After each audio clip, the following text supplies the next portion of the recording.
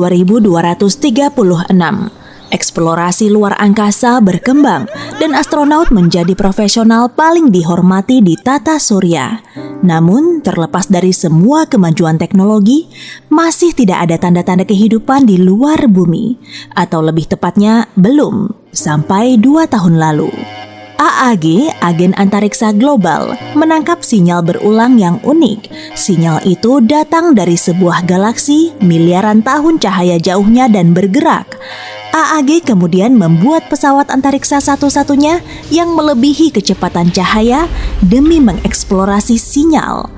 Hari ini, pesawat itu akhirnya siap dan diberi nama yang sesuai, ASA. Tapi ada satu masalah, untuk mencapai kecepatan penuh, ASA harus dikemudikan secara manual. Dan keempat orang ini sedang menaikinya untuk misi terpenting dalam sejarah dan mungkin tidak akan pernah kembali. Keempat astronot ada di kursi mereka. Mesin dinyalakan, tim kontrol darat memulai hitungan mundur. 5, 4, 3, 2, 1. ASA terangkat dari tanah dengan dorongan roket peluncur. Langitnya mendung, tapi cuma berlangsung beberapa detik. Dan disinilah kita, di langit biru cerah di atas awan. Pesawat kita kini sudah melewati atmosfer, bersiap melewati satu dari banyak rintangan di depan, sampah antariksa. Sampai hari ini masih banyak sekali sampah yang melayang mengitari bumi. Berkat kelihayan sang pilot, pesawat kita jauh dari... Gawat, lihat sepotong logam besar yang mengarah ke mereka itu. Nyaris saja. Sekarang setelah melewatinya, ASA dan krunya harus berjuang sendiri. Lalu mesin luar angkasa dinyalakan. Objek padat pertama di perjalanan kita tentu saja bulan. Terletak 384.000 km jauhnya, bulan adalah satu-satunya satelit alami dan benda langit terdekat dari bumi. Untuk sampai di sini dengan pesawat biasa, kamu butuh 17 hari penuh dan lebih banyak udara. Untungnya kita naik ASA. Menaikkan kecepatan, para astronaut mencapai Mars. Planet keempat dari matahari ini adalah rumah bagi gunung tertinggi di tata surya, Olympus Mons. Saking besarnya, gunung ini sampai terlihat dari luar angkasa. Meninggalkan planet merah di belakang, ASA mendekati rintangan kedua, sabuk asteroid. Ups, hati-hati, pesawat ini gesit, jadi bisa menghindari bebatuan luar angkasa dengan mudah. Hei, kamu lihat benda besar di sana? Itu bukan planet, melainkan Ceres, asteroid dekat bumi terbesar. Berdiameter lebih dari 966 km. Ukurannya lebih dari 2 kali panjang Grand Canyon. Astaga, si pilot pasti terlalu terpesona melihat Ceres. Asteroid kecil mulai mendekati pesawat, hampir saja tertabrak. Nyaris. Mereka kini keluar dari sabuk dengan aman dan berakselerasi lagi. Perhentian berikutnya adalah Jupiter, planet terbesar di tata surya kita, sang raksasa gas. Diameternya sekitar 143.232 km, yang menjadikannya 11 kali lebih besar dibanding bumi. Lihat pusaran besar di sana itu? Kelihatan? Itu adalah badai yang sudah berlangsung selama berabad-abad dan ukurannya setara 2 planet asal kita. Sekarang pilot kita bergeser agak ke samping, di luar jangkauan cincin Saturnus yang terkenal. Cincin ini terbentuk dari es serta batu dan membentang selebar jarak bulan dan bumi. Wow, apa itu? Komet? Nyaris saja. Pada dasarnya, benda-benda berekor ini adalah bongkahan es besar yang meluncur di angkasa, dan salah satunya baru saja terbang sekian sentimeter dari pesawat antariksa pahlawan kita.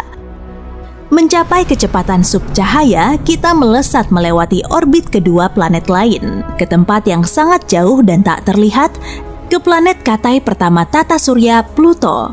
Tak jauh, kamu bisa melihat Charon, satu dari 5 bulan terbesar Pluto. Saking besarnya, Charon bukan cuma mengitari Pluto, tapi juga membuat Pluto agak menari mengitarinya.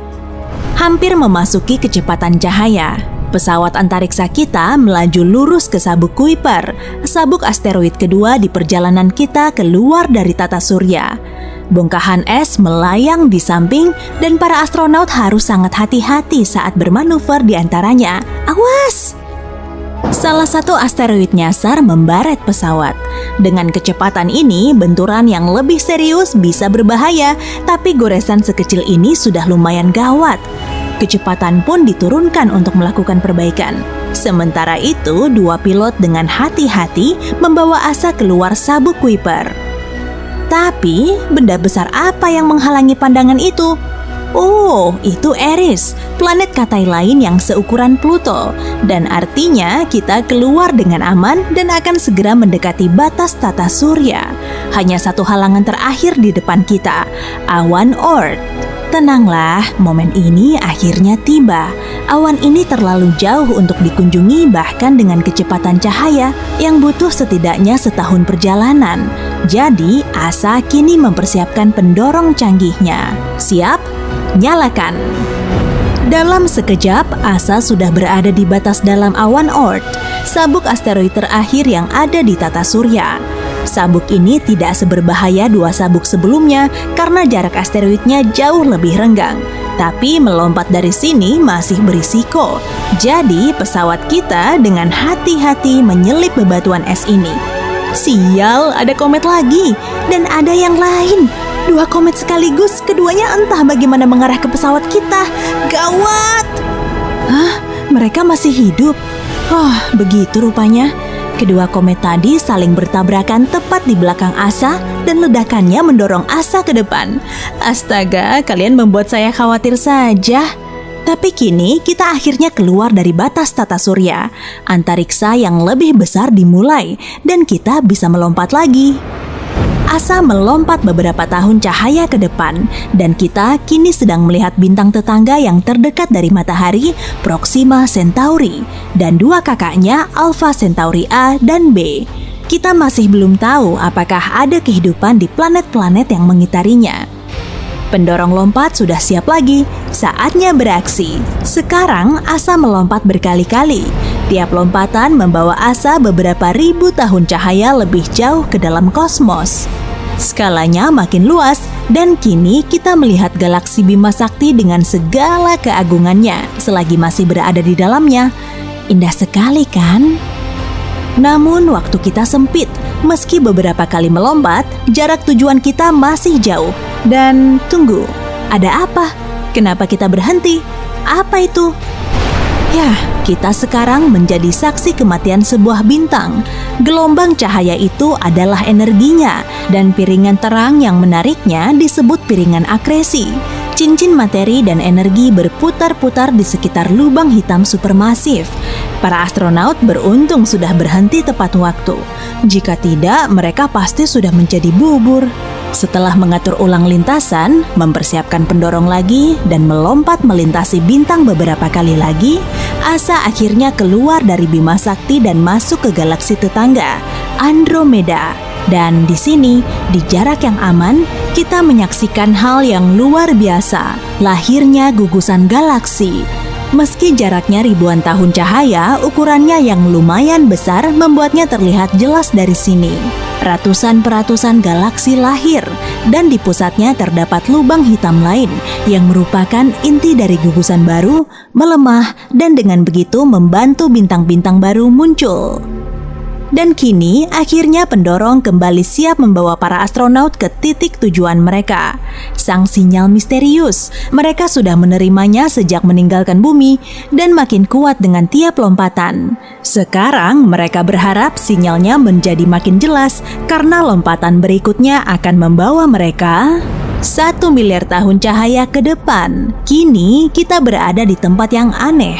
Ada beberapa bintang di sini. Semuanya mengitari lubang hitam kecil dan masing-masing setidaknya dikitari beberapa planet. Lihat, salah satu bintangnya terlalu dekat dan pancaran cahaya menyembur ke arah lubang hitam. Tapi kemudian bintang itu melepaskan diri dan melanjutkan gerakannya yang lambat. Di sini sinyalnya makin kuat, tapi tidak sekuat harapan para pilot. Sinyal itu bergerak menjauh dan makin jauh. Satu-satunya pilihan adalah melompat lagi, dan tak ada yang tahu kemana tujuannya. Gelap dan sunyi, terlalu sunyi bahkan. Kegelapan total dan kesunyian yang memekakkan telinga. Lalu gelombang cahaya menelan asa, dan di tengah terang cahaya, mereka melihatnya lewat mata yang ragu. Mereka berada di ujung segalanya, tepi alam semesta yang kita kenal.